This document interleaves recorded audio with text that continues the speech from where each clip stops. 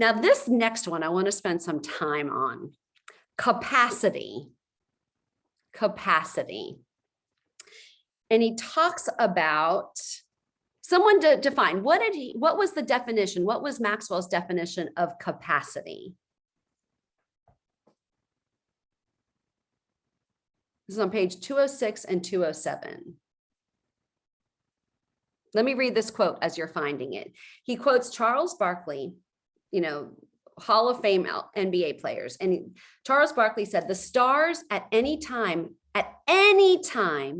meet the requirements needed to help the team, explained Barkley. Support players can sometimes do this.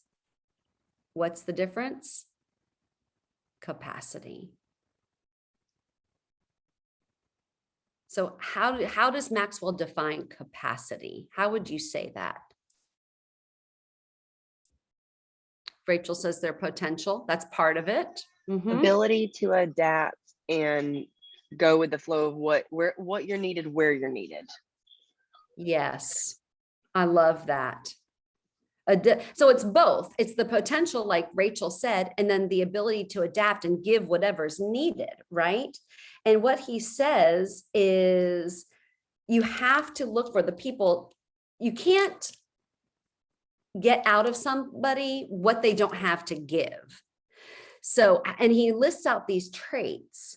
Look for these things, like how do they deal with stress?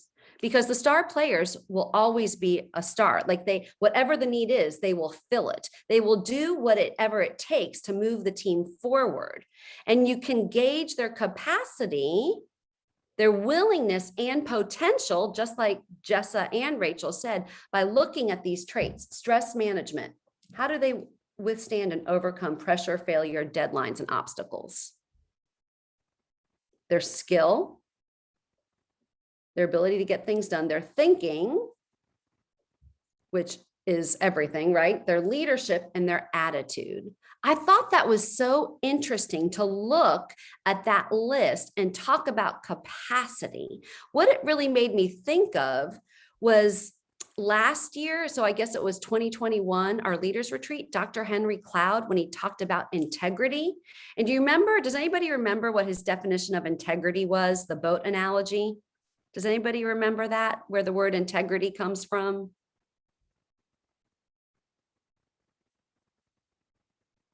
Okay, I'll help you out a little bit. It was the way that a ship was constructed and how much weight, how much pressure that ship could withstand, how much pressure that ship could hold. And that was the definition of integrity and how it could be stable through the storms. I thought that was so incredibly interesting that we are looking for people with greater capacity. I mean, think about it. To lead a team of over 10,000 people, to develop leaders, to deal with people's mindset issues, to lead people and to help them develop into their potential takes capacity, because you cannot lead where you have not been. And this sentence was so interesting to me. Equip them, as you're developing your people, equip them in such a way that they close the gap between where they are and where they want to be. How do you think we do that? How do you think as leaders, we help equip people to close the gap from where they are to where they want to be in terms of their capacity? I think it comes from vision. I think if people have the vision, they find the capacity. I totally agree. Which is why casting vision never stops. Brittany still casts vision for me. I hope you just heard that. She still casts vision for me.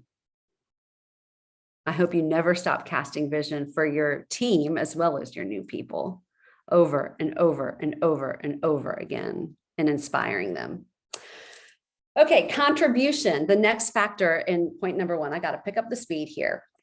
He says some people have that X factor. They lift everybody up. They're winners. What was another defining factor of a defining principle of contribution?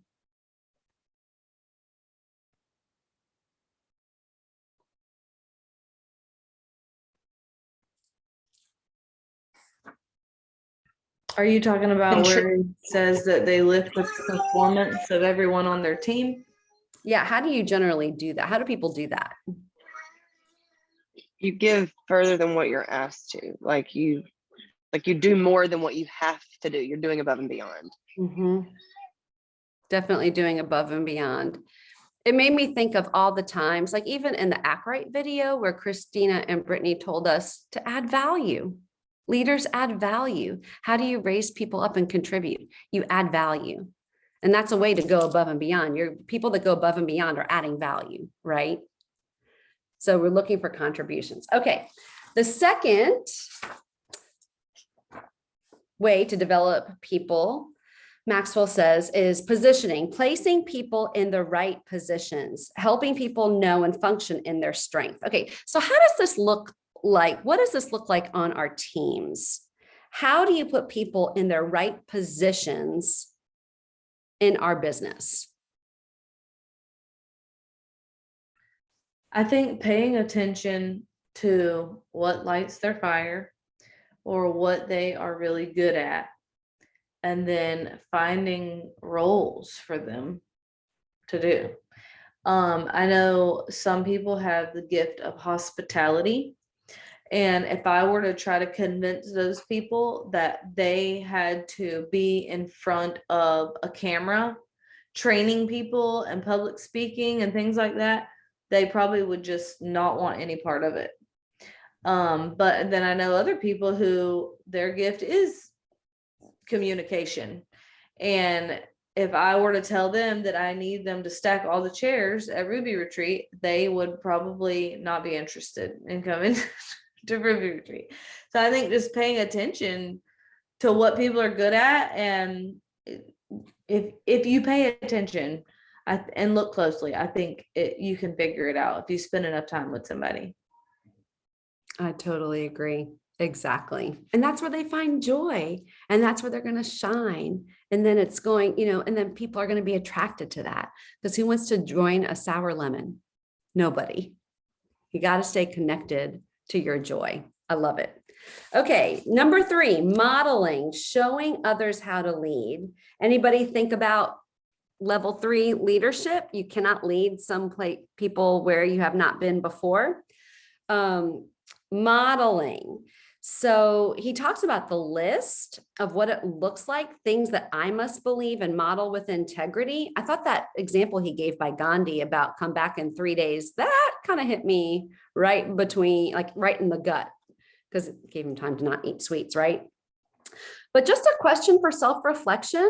Where do you fall on the list with these different attributes? Authenticity, servanthood, growth, excellence, passion, success. Don't want you to necessarily answer it, but I do think, out loud, but I do think it's worth taking some time to self-reflect where you are on those attributes, because each one of those is very important to be modeling through level 4 leadership. And he makes the point at the end of the chapter that it's really easy to, when you're developing people, to sometimes stop producing, which is what we call management mode. And I know that that's happened for me. My team was blowing up. Angela's team was blowing up. So many new builders. And so I was spending so much time coaching. And then my recruiting numbers dropped. My silver development rate dropped. And of course, there's some ebb and flow there, but you cannot sacrifice your own business to solely be developing people. You've got to be doing both and to keep your business moving forward, growing and thriving. So always, you can't forego level 3 when you get to level 4. It's building upon each level. Okay, number 4, equipping. The leader must help people do their jobs and do their job well. Look at this quote by Peter Drucker. And Peter Drucker is like a guru in business and leadership. He said this: The largest single source of failed promotion is the failure to think through and help others think through what a new job requires. Okay, if you have your book, it's on page 210. Tell me, what 2-word phrase did he use twice?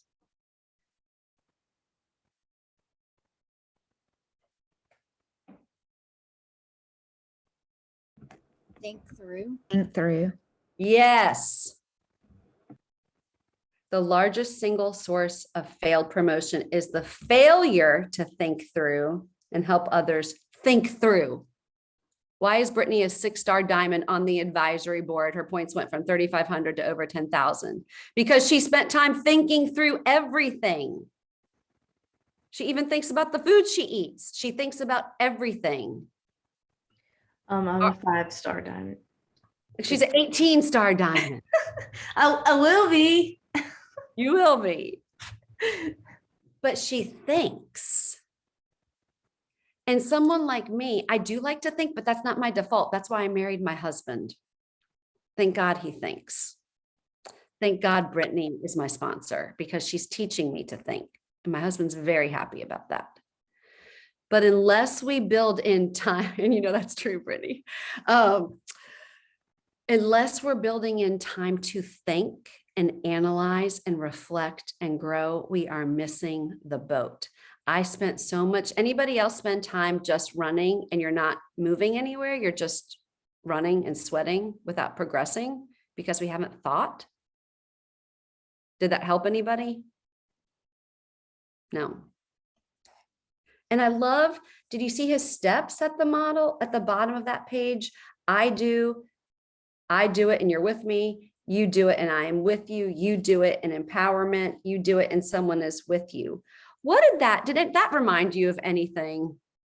What did that remind you of, that progression? That whole I do, we do, you do. Mm-hmm. You're literally equipping people that way with teaching, silver development, everything, right? And that way you're equipping them and showing them how to be a level 4 leader. Okay, developing, teaching them to do life well. Okay, God help me not to cry here. Okay, Socrates said the individual leads in order that those who are led can develop their potential as human beings and thereby prosper. Okay, now remember, we're talking about level 4 leader. We're not talking about level 4 leader in plexus. But here's the thing. If you want to be a level 4 leader in plexus, you're going to help people develop into their potential across who they are. I'm not talking that you have to become a counselor, but I can't tell you the times that Brittany's helped me with my parenting by just a podcast she's listened to. Or, you know, my husband and I got into a fight and I shared it with her because I couldn't think about my business and she gave me perspective. Or, you know, the things that we learned in book club that helped me with my parents and a fight that I had with them. The best thing about what we do is the more we're growing as a person, the more our business is going to grow. So who has an example of the way that someone has helped you or you've helped someone on your team with a life issue that's also then benefited their business?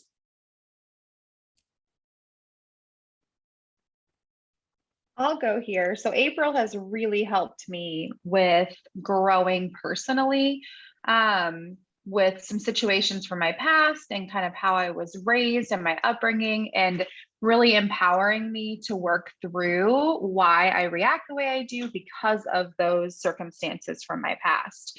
And I mean, Christina, April, and Brittany all sat down and talked to me a couple of years ago and told me I should talk to a therapist. And did I? No.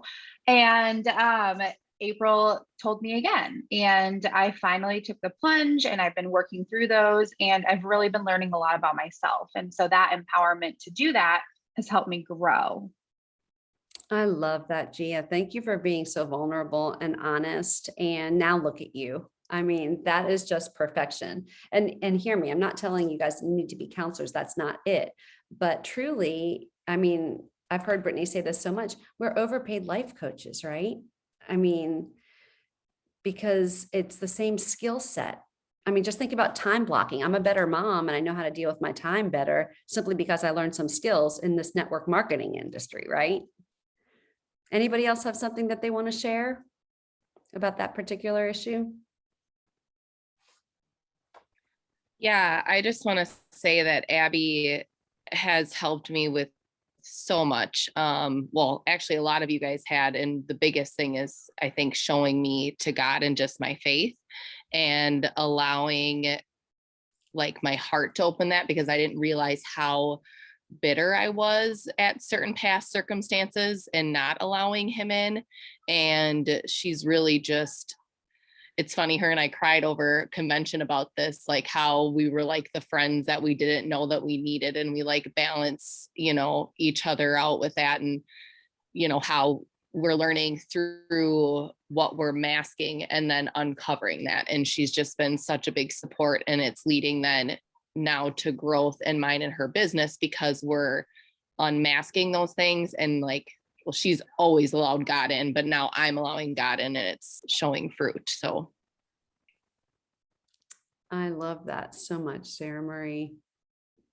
That is awesome. I love it. I mean, if Krista Deary said this, she said, if God wants to use a silly little thing like network marketing, then great. And look at the ripple effect that this has. I mean, fantastic. I love it.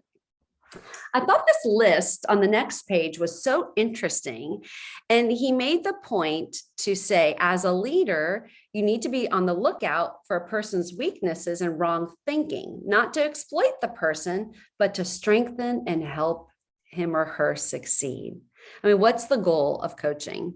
To develop somebody's potential, right? So it's not like we're looking to shoot down, we're looking to unlock their potential and help them be the best that they can be in life. And as that's our goal, things work out, right? It works. Okay, the next one, challenge. And Brittany has done this for me, because she clearly was a level 2 leader and a level 3 and level 4. I knew that her motives were to unlock my potential. She's been willing to show me and challenge me, show me some areas of growth that I've needed to grow in, and the path to get there, whether it's even the counselor that she's used, podcasts that have helped her in the areas that I've needed to grow in. And it really dovetails on what we were just talking about, challenging and equipping, like when you see something to then equip them to move forward. And I love what he says, just make sure that you have permission before you just start shooting off bullet points, because this is not about my agenda, but helping them, lead them on the path of self-discovery to unlock their own potential. And then support. Everybody needs other people to help them get what they want, right? Okay, number 6, empowering, enabling people to succeed. Talking about empowering people. How do we empower people on our team? I feel like when we find their strengths, like if I know that someone is really good at graphics, giving them some of those things to do, and how we send tools instead of answering everyone's question, because then we taught them how to teach someone else. They'll know how to find that answer next time. I love that. That was great. Jana said, trust them, believe them, hold them accountable. Yes, letting them lead, giving them the space to lead. Absolutely.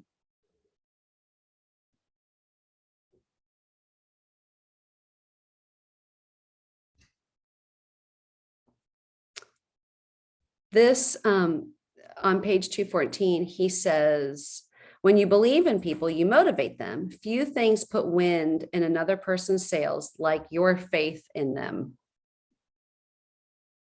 Raise your hand if that's been true in your life.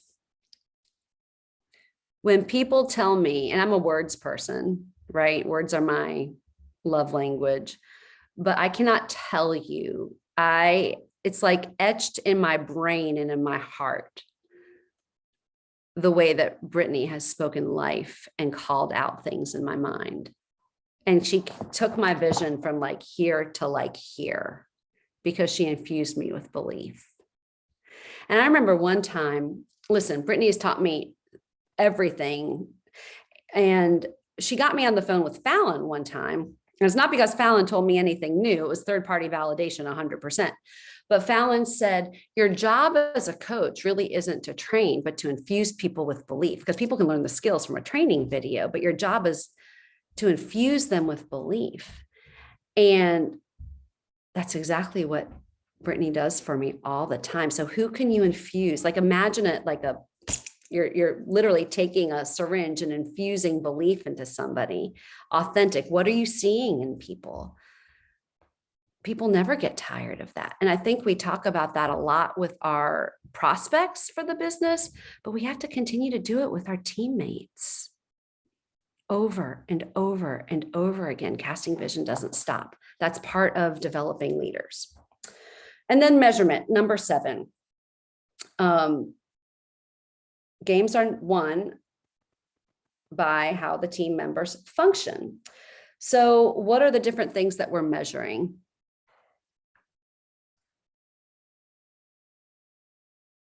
What are we helping people measure?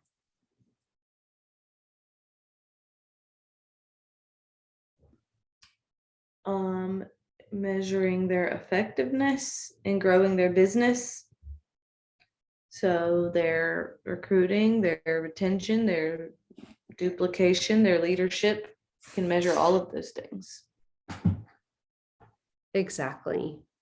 And making their trajectory 100% exactly. Okay, the laws of leadership at the people development level. We'll go through this somewhat quickly. Okay. He talks about the different laws applying to level 4, the law of process. Leadership develops daily, not in a day. And isn't this why chemistry is so important? Because it takes hours and hours and hours and hours of investment in people to develop them. And it's worth it. And how did you, I'm curious, when he says that this mentoring, it can take months, years, and sometimes decades to develop people. What are your thoughts about that?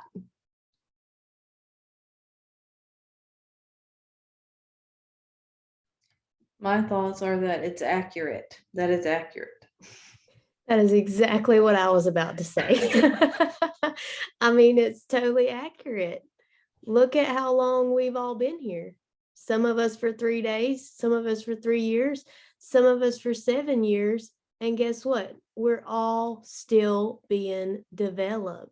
It's a process. It's not a magic wand, bibbity bobbity boo kind of thing. Like, some of us, it's dang hard work, lengthy, hard work that is well worth it.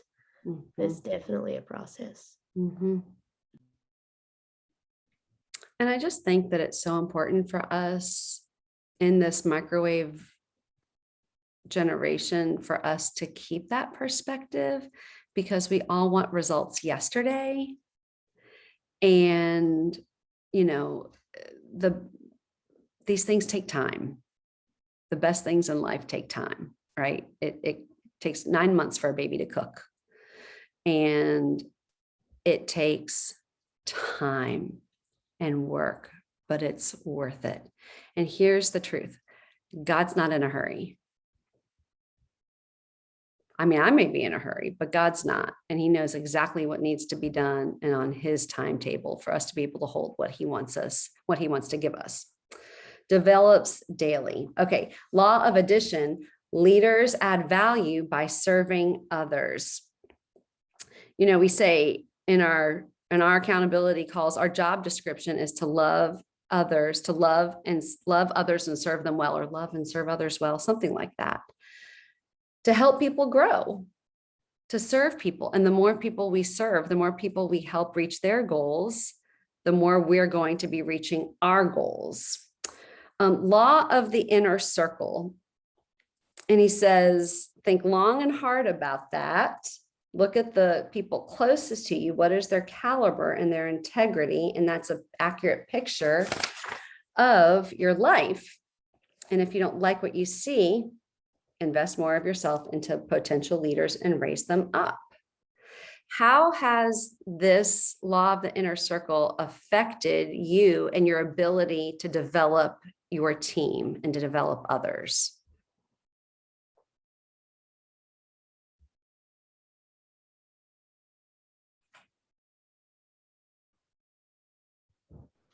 Well, going back to like when I first got started, I know that before I even had a team, before I started growing, I wasn't reading books. I wasn't doing personal growth. I wasn't growing as a person. And so being around my inner circle, my team, my upline, and realizing the benefit, I was able to grow. And so with my team now, like meeting them on their level, understanding that when they come in, they're not going to necessarily see the value in showing up to book study and doing all the things, but creating that inner circle of people who are willing to be coachable and willing to begin that process of learning, and seeing how valuable it is. Does that answer your question? Mm-hmm. It sure does, because you've been growing and then you're able to develop others and give them the grace and take them where you've been. I love that, Gia. The law of empowerment. I love what he says here. It says this takes a strong sense of security and an abundance mindset. An abundance mindset versus a scarcity mindset. How has an abundant mindset helped you develop other people on your team? Can you think of an example? I think for me, an abundance mindset would be, I mean, just thinking there's enough to go around for everybody. And we all have an abundance of whatever our strength is. And just because someone else is shining in their strength, it doesn't mean that it takes away from you shining in your strength. And so if my leaders have a platform and they gain influence or they gain popularity or whatever, that doesn't in any way, shape, or form take away from the value that I can add to my team or the company or my audience or whoever. It just is a mindset of somebody else's light shining brighter does not dim mine. I love that. It's so funny because about 6 months ago, my youngest daughter was in this phase where if I gave one of my other girls a compliment, like, oh, you look beautiful, she would look at me and say, do I not look beautiful? And, you know, it was ridiculous when I saw it played out right in front of me from a 6-year-old, but isn't that exactly what sometimes we do when we're insecure? Like, that's not at all what I said. I was just telling her she looked beautiful. I love that, Brittany. That was great. The law of explosive growth. To add growth, lead followers. To multiply, lead leaders. So here is my question, because it talks about, you know, everything multiplies when you are raising level 4 leaders. And the way to have exponential growth is to develop leaders, to look for leaders, to lead leaders. So here's kind of a big question, but what do you need to do to focus on developing leaders versus, or leading leaders versus leading followers?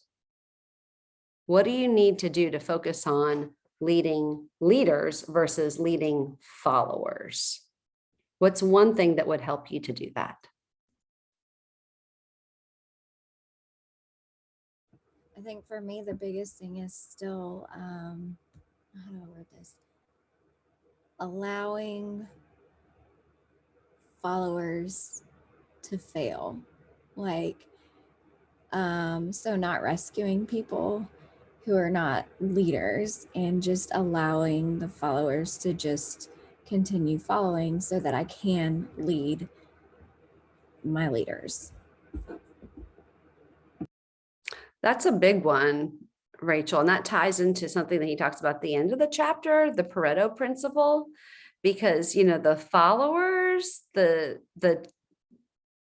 80% are the ones that are going to want a lot of your time and need a lot of your time. And the top 20% may not ask for your time, but those are the ones that deserve your time and that you should be pouring into. And sometimes it's just a decision to let that message sit, to not answer that message right away, but to connect with your top 20%, or to be sending messages to the leaders that you see potential in and the dream teamers in your back office versus, you know,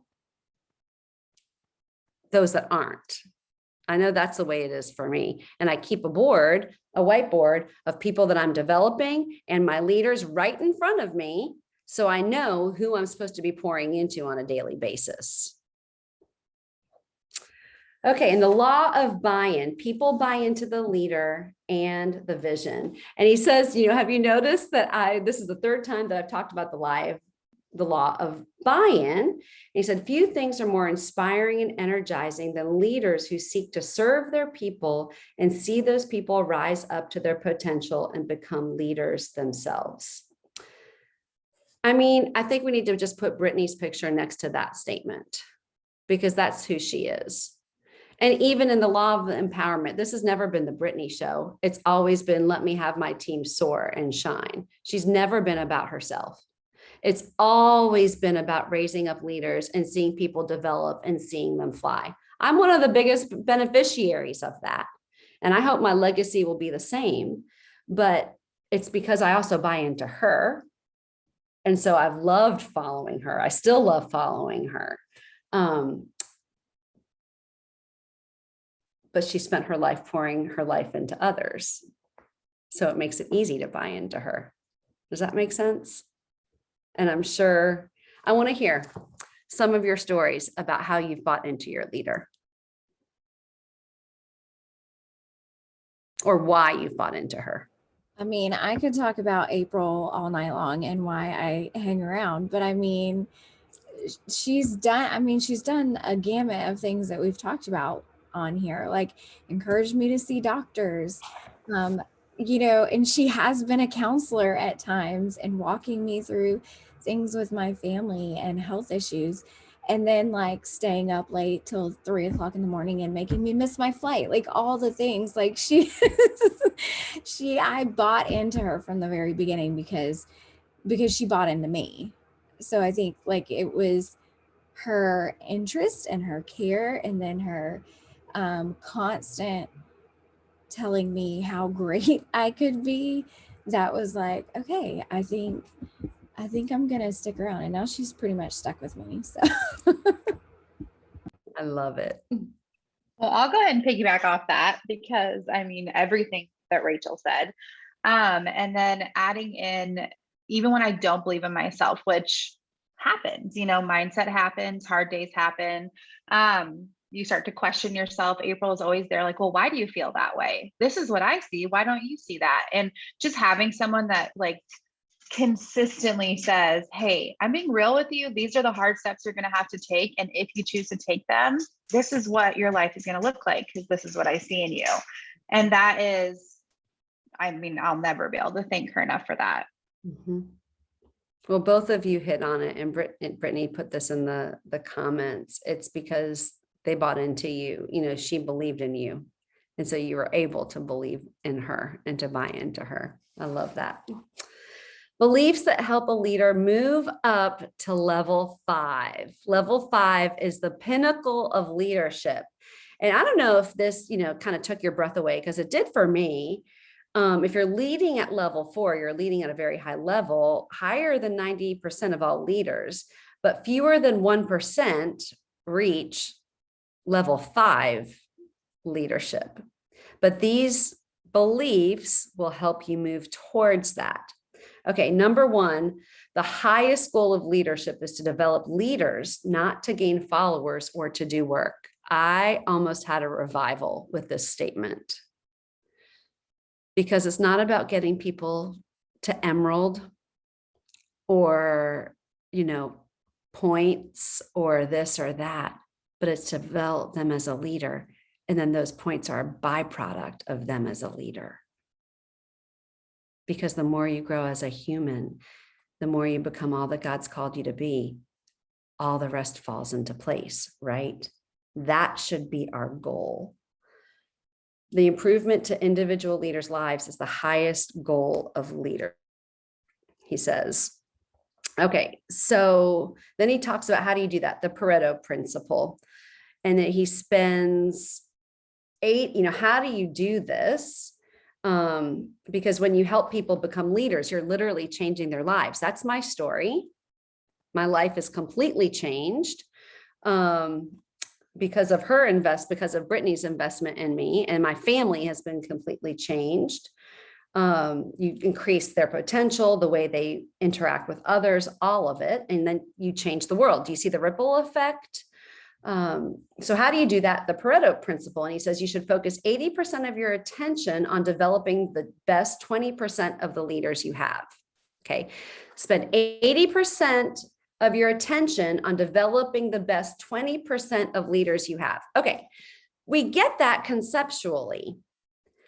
Why don't we follow that? What are the obstacles for us following the Pareto Principle? And how can we overcome them so we truly do invest 80% of our time in our top 20%? I think fear is what keeps people from following that. Agreed. Fear of what? Fear of their business going backwards. Fear of people think they don't care about them. A fear of a lot of things. Yeah. But those will be the top 2, I think. Agreed. 100%. So what do we do? What's the antidote? How do we overcome that? I think we have to let people be leaders. And I think in this business, it's easy when someone asks you a question to just answer that question. However, if you're allowing them to actually learn how to be a leader, they're going to become a leader. But if you don't, it's going to take a lot longer. Yeah. That's right. I think, can y'all hear me? Mm-hmm. I think it goes back to that empowering, because you have to trust them and then hold them accountable. And if you're seeing early on that is not happening, I think that is possibly someone that you might have to just say, I can't put a lot of time into this, Yes. I mean, think about the way we invest if you invest money, like, would you put your money in a mutual fund that's not producing a return? No. I mean, the answer is no. No, you would not do that. Right. So you invest your time and the people, it's a better use of our time to invest our money in the highest yielding, the people with the highest rate of return, and then finding more people like that than investing in something that's not giving a return, or sometimes losing money, right? It's taking away from you actually putting your time into something that's yielding a higher return.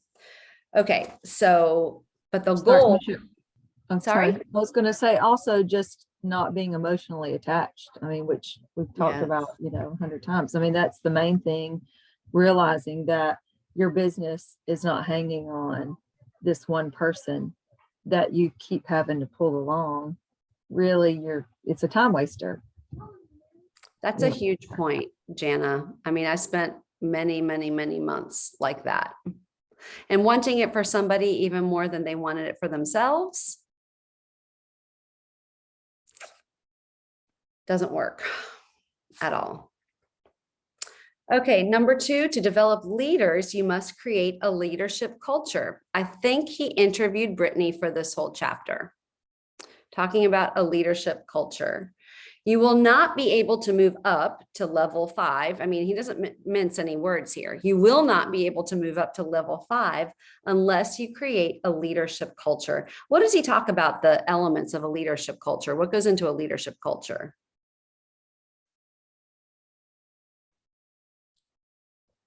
page 222 and 223.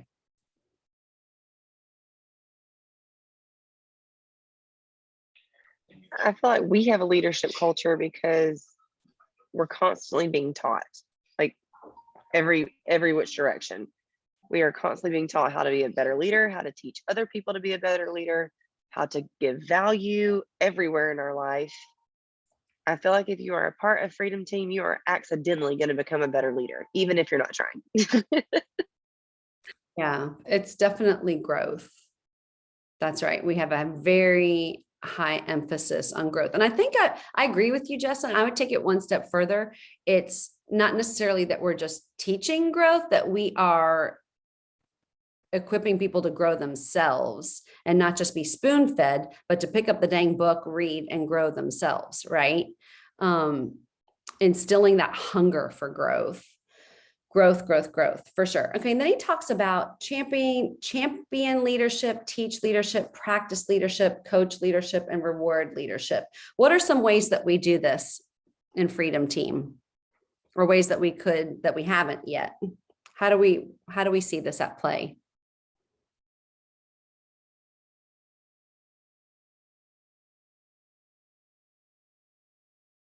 I mean, it really starts from the minute you get somebody on a welcome call, I remember the first, the call where I was like, okay, I think I'm going to do this, was with April, Brittany, and Christina, all three of them. And I remember thinking, why do these people want to talk to me on the phone? I don't talk on the phone. I text. But from that moment on, now that I am a leader and I'm doing these same things. And I didn't even realize on that vision casting call that they were teaching me to lead. Like, they were showing me how to lead then. So it started from the very beginning, and then it just got bigger and bigger and bigger. I love that. What are some other, well, I guess we're actually almost out of time. So, but just some practical things I thought about, like things like top enrollers, top silver development leaders, our accountability calls. We model coaching in front of people on our accountability calls. We are sharing podcasts, and we add value in our IPA chats. All of these things are ways that we are teaching leadership, we're practicing leadership, we're coaching, and then we're rewarding with giveaways. Just all these different things add to the fabric of a leadership culture. And it really is that fabric. There's many threads that come together to paint, to create a culture like that. Okay, developing leaders is a life commitment, not a job commitment. I mean, I had lots of revivals reading this chapter because I thought to myself, leadership is not a destination. Like, when you get to diamond, leadership doesn't stop. That's not level 5 leaders don't ever stop being a level 5 leaders. Remember, this part of the book is moving towards taking a level 4 and moving towards level 5. But there's something in the core of my being, like my kid, this was funny. My kids asked me the other day, they said, Mom, are you going to keep doing plexus when you're diamond? And I looked at them like, well, are you still going to breathe? Like, yes, because I cannot not be about developing people. I cannot not be about developing people's potential. I mean, may it look different? Maybe. May it take on a different form? Maybe. But this is not, I love what he says. He said, mentoring is a mantle that they wear willingly, and they strive to add value to others. They value it because they've transitioned from chasing a position of success to pursuing a role of significance. What that says to me is when God says, well done, good and faithful servant. It's not about holding my diamond on stage. It's about being faithful in every single area. And the diamond and the double diamonds and all the stars come as a result of that. But it's significant. It's who we are. I'm looking for those kind of people that don't just want the paycheck. They want significance.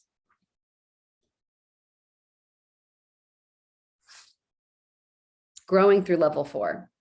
Okay. Be willing to keep growing yourself. What are the added? He talks about guide to growing through level 4. And it made me think, how do we keep, what are some of the characteristics that keep us, how do we keep the hunger? How do we keep that fire to keep growing alive within us as a leader?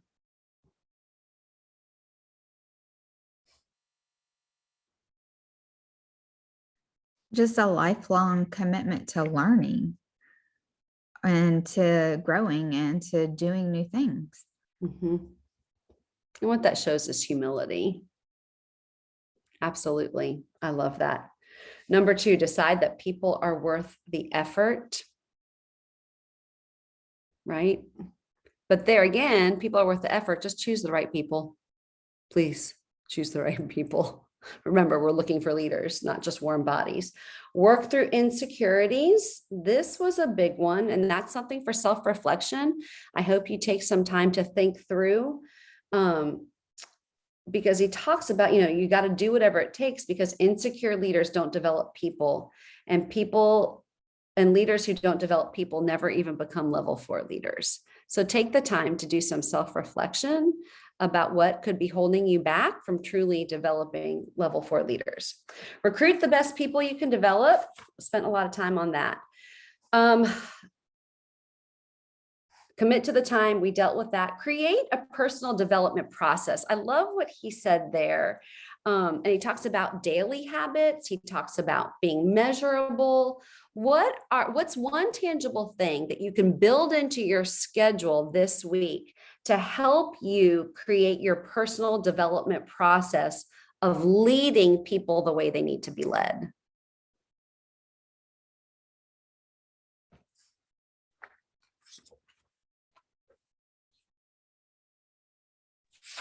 Michelle, can you ask that one more time? Yeah, he's talking about this creating a personal development process. And he talks about different people need to be led in different ways, right? So what's one, and to be able to see and analyze each person where they are, it's not a one size fit all. So what's one thing that you can do to help yourself as a leader this week lead your people the way they need to be led? I think you can think through those proactive coaching questions, that PDF that I made. I think it doesn't really matter what rank you are at, but if you are thinking through each person on your team, their specific needs are going to be different. But let's just say you're a gold and you want to go senior gold. Then you need to focus on developing silvers and golds. And if you are a gold, then you can tell somebody how to get to gold. So you think through each person on your team and you think, what's it going to take for this person to get to gold? What am I noticing? What do they need to do better? What do they need to be consistent with? How can I support? But you need to think through the process of how to go gold, and then what might be holding each person back from going gold, and then how to propel them forward to gold. And I would say if you're a ruby and you have a gold or 2, then you need to be thinking about how to help your people go ruby. If you're an emerald, then you need to be thinking about what's it going to take for this person to go emerald. And that's how you can come up with a plan for each person. You should be able to answer those questions that he listed in the book. I don't remember what page it was on, but essentially just thinking through like how each person needs to grow. It was on page 212. 12. Yeah, that list, or the proactive coaching questions that you fill out as a leader. After you've gotten off of a call, you can think through those questions yourself so that you can be prepared for the next call. And that will progress you through a plan of developing each person individually. I love that. That's the thinking through that he talked about. That's the thinking through. And never work alone. Blend the hard and soft sides of development, people, issues, and metrics. And then the last couple things he talks about is on page 228, take responsibility for energizing others. We always talk about momentum being our best friend, right? Well, where does it start? It starts with us, and it starts with our own passion and belief. So what do we need to do to, again, self-reflection, because we're out of time. What do you need to do? What do we need to do to fuel your own passion and belief so that you can energize others, right? And then remain approachable as a leader, role model, and coach. An open door and open heart, invite people to come into a leader's life. And that special connection and openness, humility, and transparency are attractive, he says, but then it also gives permission to be vulnerable, to be take risks, and to go for developing their own potential. And it takes leadership to a whole new level. And that is the end of chapter level 4, not chapter, but level 4. And next week, Christina is going to continue with talking about the pinnacle, level 5 leadership. I hope you guys enjoyed the chapter as much as I did. Thanks, everybody. Have a great evening. Thanks, Michelle.